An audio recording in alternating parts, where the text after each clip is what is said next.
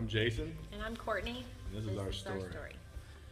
Well, about 13 years ago, we had our first son, Connor. He's going to be in 8th grade. We had some struggles with having our next one. After that, for about 5 years, we had how many miscarriages? 4. 4 miscarriages in that time, and then we were blessed with having Grady. Grady right now is 7, and he was a preemie. Both of our 2 boys were preemies, so they were approximately 6 and 7 weeks early.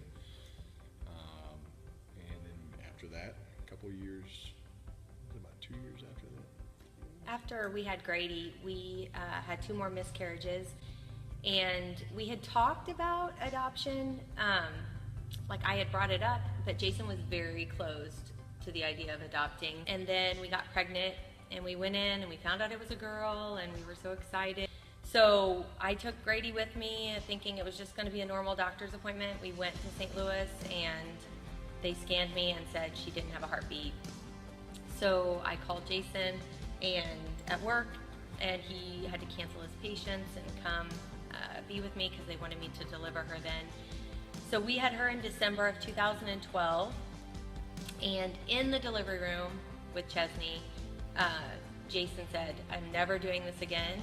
So when you're ready to talk about adoption, we're going to talk about adoption." And just seeing how hard it was for her to go through that,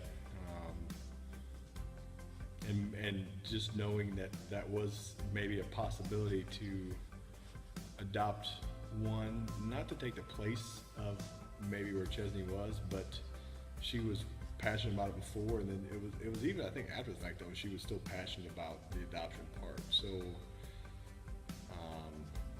just called me to really pray about it, to really think about it, that it was something maybe bigger than what maybe I wanted or didn't want.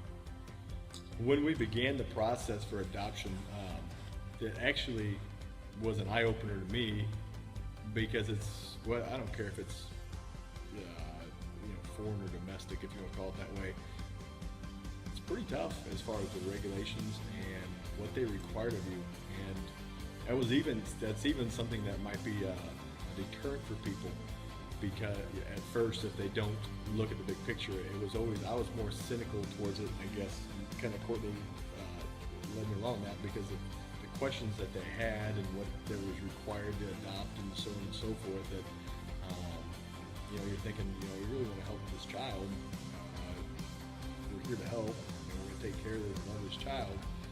Why are we getting the 3rd degree on all the questioning and all that other stuff? It was surprising, but it didn't deter us, that's for sure. When we were in China with Mabry, that was it. Like, we were just going to get our daughter, and we were going to be done. That was our deal. It was a girl, we were done. So when we got there, Mabry just totally rejected me. She only wanted Jason. She would not have anything to do with me. So we made the decision that on orphanage day, Jason would stay at the hotel with Mabry so she didn't have to go back, and I would make the day travel to her orphanage. And that day changed my life forever. Like, God really used that day to break my heart and show me the need. Like, these are real babies laying in a crib all day because there's not enough hands to hold them, and there's nobody holding their bottles. Like, it's all propped up for them. Or there was a room of 7-year-olds that we visited, and half of the room were toddler beds, and the other half of the room were baby potty chairs in the middle of the room. And these 7-year-old boys took shifts from laying in their bed to going and sitting on these potty chairs. Everything that I knew about, like the sick room, we saw the sick room where the kids lay when they're sick. And I mean, just to think, like, these kids are sick and they don't have any parent to take care of them. God just totally used that whole circumstance to just change it no longer became about us completing the family we wanted. There was a much bigger picture. I think God moved on my heart because there was no secret, even to her. I think the amount of kids, and one agreement that we maybe didn't come with each other and come across was how many kids we wanted. We had 2 kids, and then now we just adopted a 3rd.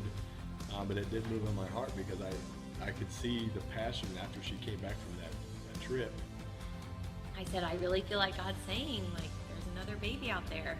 And I mean, he must have felt it too. There's no way, like he was over it, and we're older. There was just no way I was going to change his mind, but God did, and he came around quickly, and we started our home study update, and we heard about the Japan program, and this is a program where all of these babies would be aborted if it wasn't for this program.